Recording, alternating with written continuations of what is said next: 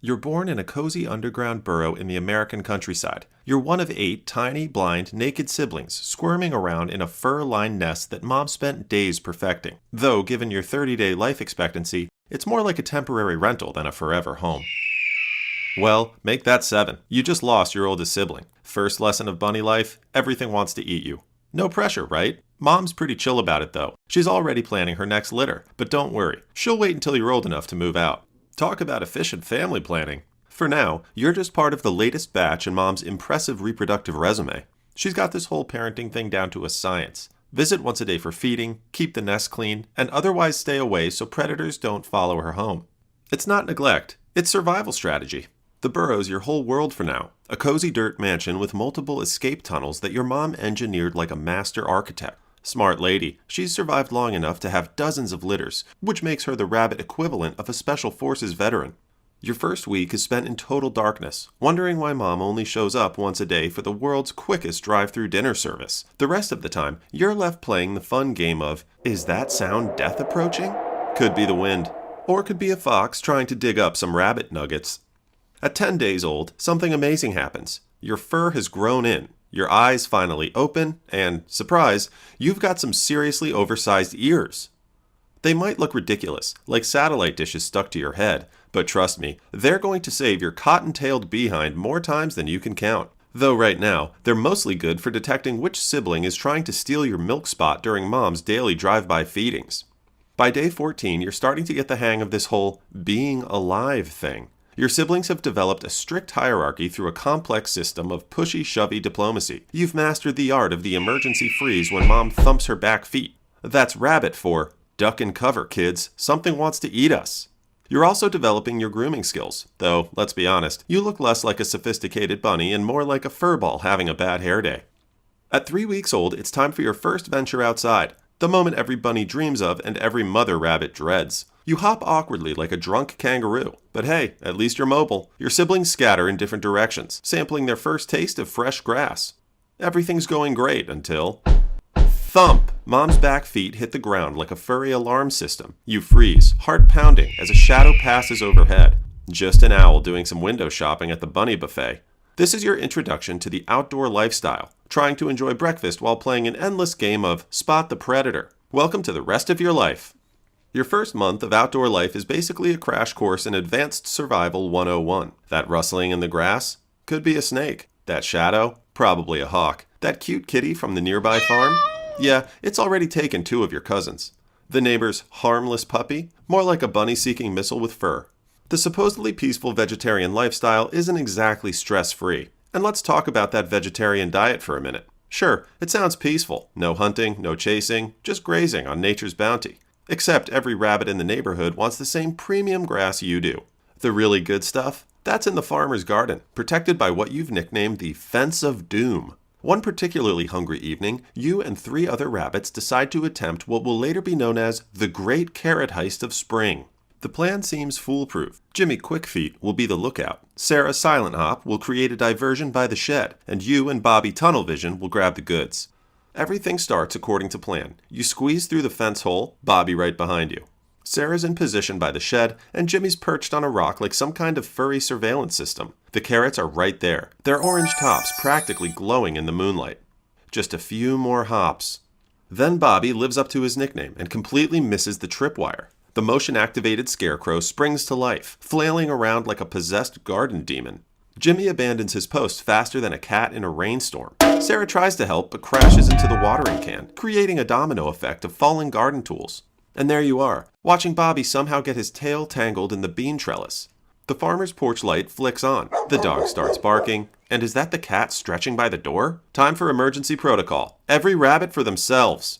After that fiasco, you decide solo missions are more your style. You develop your own special technique for those times when the garden looks particularly irresistible. Wait until the farmer's having dinner. Then sneak in through the strawberry patch where the fence is loose. It seems foolproof until you discover the farmer's latest addition. An electric fence. Your fur stands on end like you've just stuck your tongue in a light socket, and you make a very undignified retreat, smelling like toasted marshmallows. So much for being a master thief. By 2 months old, you're a teenager in bunny years, which means it's time to find your own territory. Picture apartment hunting, except all the real estate agents are trying to eat you. You hop through fields, dodge farm equipment, and develop an intimate understanding of why they call it roadkill. Bye-bye Bobby Tunnel Vision. You'll be missed. Finally, you find the perfect spot. A nice patch between thick foliage and a fallen log. The neighbors seem decent, a few field mice who mind their own business, and a groundhog who's too lazy to chase anything. Best of all, there's a bonus feature, an abandoned drain pipe that makes for the perfect emergency escape route when the local red-tailed hawk comes cruising by. You're getting pretty good at this survival thing. Your burrow building skills would make any rabbit architect proud. Multiple entrances, good sight lines for predator spotting, and easy access to food that doesn't require crossing the highway of doom. You mark your territory with your scent, sending a clear message to other rabbits. This patch of deadly paradise is mine, thank you very much. Now comes the most interesting part of bunny life, dating. Though dating might be a generous term for what's essentially speed dating with a dash of mortal peril. You spot a pretty doe, flash your most charming whisker twitch, and wait, who's this guy? Great, now you've got competition. Turns out being a male rabbit means participating in the world's furriest fight club. You square up against the rival buck, both of you performing what looks like a bizarre boxing match. There's kicking, fur flying, and dramatic ear displays that would put a soap opera to shame. The doe watches from a safe distance, probably wondering if she should have signed up for a different dating app. After what feels like an eternal dance of kickboxing and chase, you emerge victorious. The actual mating part? Blink and you'll miss it. One quick encounter, and that's it. You're about to become a father. Don't expect any world's best dad mugs. Your part in this story is done, and the doe's already planning her nursery burrow, far away from you. Summer brings new challenges. The grass is tall, which is great for hiding, but terrible for spotting incoming doom. Those satellite dish ears of yours are working overtime as nature's air conditioning system, but they also make you look like a furry radar tower to every predator in the county. You develop a talent for finding shady spots that offer both relief from the heat and quick escape routes. That hollow log near your burrow becomes your favorite summer hangout. It's like having a natural air-conditioned panic room. You've got your territory management down to a science. Wake up at dawn, check if anything tried to dig up your burrow overnight, do your morning yoga stretches, basically just extending to your full length to see if everything still works, then head out for breakfast. You've memorized every predator's schedule. The hawk patrols at 9 a.m. and 4 p.m. The farm dog does his rounds at noon, and the fox hunts at dusk and dawn. It's like living in a neighborhood where all your neighbors are professional assassins. But hey, at least they're predictable. Winter's passed and spring's rolled around for the third time in your life, making you ancient in bunny years. You notice the first signs of aging one morning while doing your stretching. Hold up, was that your hip clicking? You try a test hop and, yep, that's definitely not the bounce of your youth. Welcome to senior rabbit life, where every hop comes with its own sound effects. Your morning routine now includes a solid 5 minutes of psyching yourself up just to leave the burrow. Okay, you got this. Just one hop at a time. No, don't think about how that hawk seems to be flying lower these days. Probably just because he's noticed you're not as quick as you used to be. Your once graceful leaps have turned into something more like a furry golf cart navigating speed bumps. The young bucks in the area don't even bother challenging you anymore, though you tell yourself it's because you look too intimidating with your graying fur and battle scars. Reality check. It's probably because you look about as threatening as a dandelion with ears. Speaking of dandelions, your teeth aren't what they used to be either. You find yourself spending way too much time gumming at the softer plants, longing for the days when you could chew through practically anything. Remember when you used to raid the farmer's garden? Now you get winded just thinking about hopping that far.